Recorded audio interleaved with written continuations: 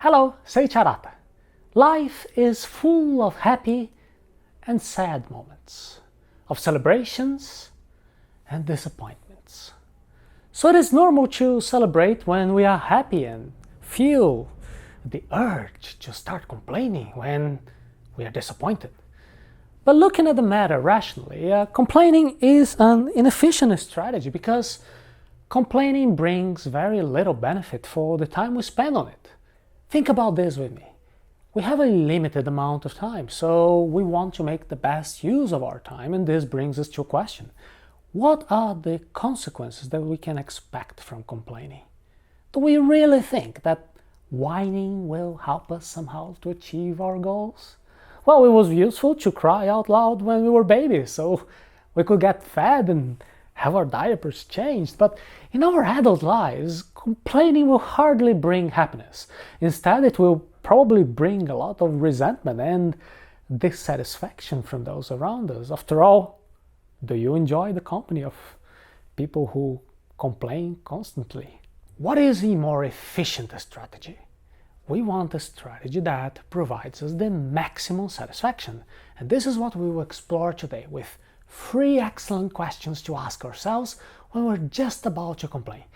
They are great, and you will want to have pen and paper to write them down as a reference for the future. But before we go to these 3 questions, it is important to understand what we want.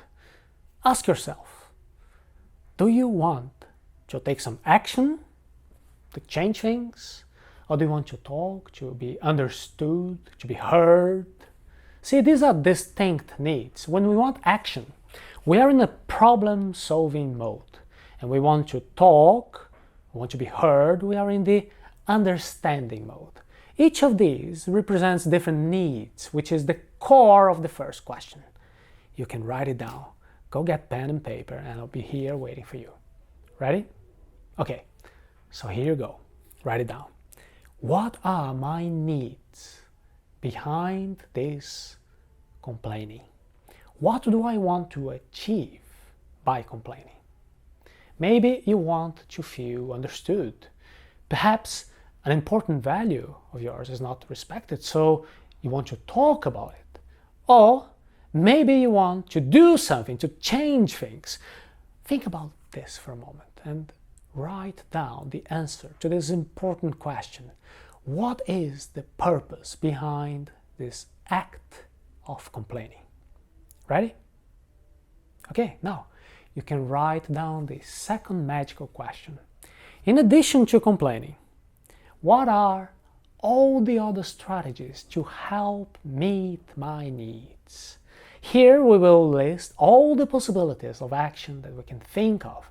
All of them. Complaining is only one option and will probably be among the least efficient strategies to meet the needs you identified in the previous question.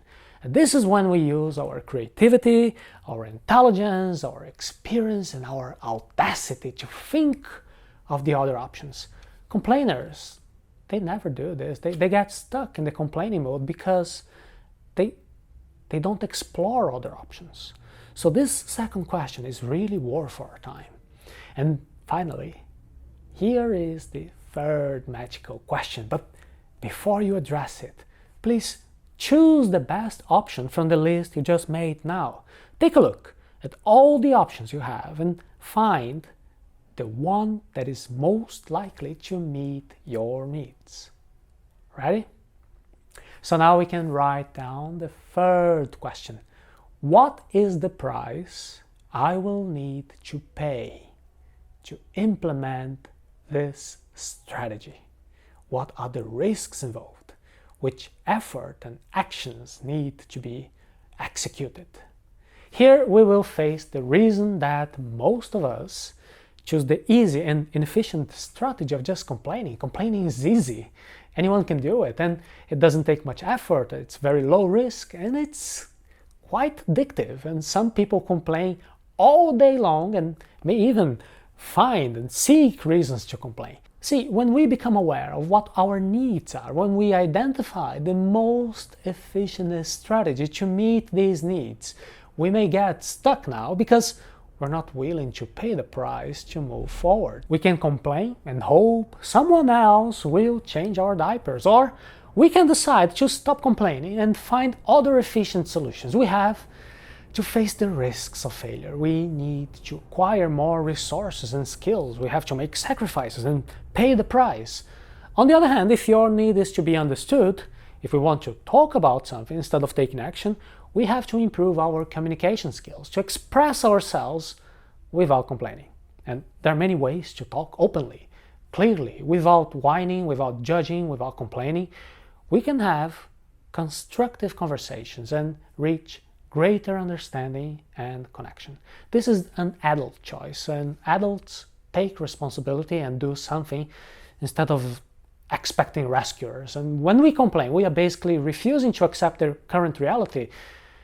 We wear the mask of a victim who is incapable of taking charge. And look, maybe we are not able to change our circumstances, at least not immediately.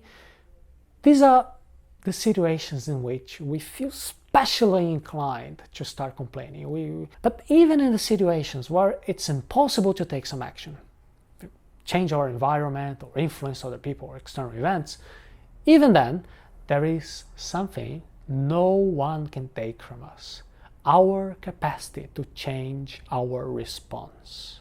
Ultimately, we can always determine how we think about our condition. And this change of thought can also prove to be more efficient than complaining. I've seen many people with strong reactions against complaining. Some people even suggest that we should isolate ourselves from complainers because they had this contagious disease of complaining. What do you think? Today we made an effort to see that there are unmet needs behind the complaining. And by acknowledging these needs, we're better able to achieve more happiness and fulfillment. We are putting forth our best efforts to meet our needs, to improve, to move forward. We don't want to try to repress this unmet need, or we don't want either to pretend it doesn't exist, to be too critical of ourselves, or even to settle for less. We can do better than that. We can stop complaining and find better choices. You can subscribe to our YouTube channel, and in the next video we will continue this conversation.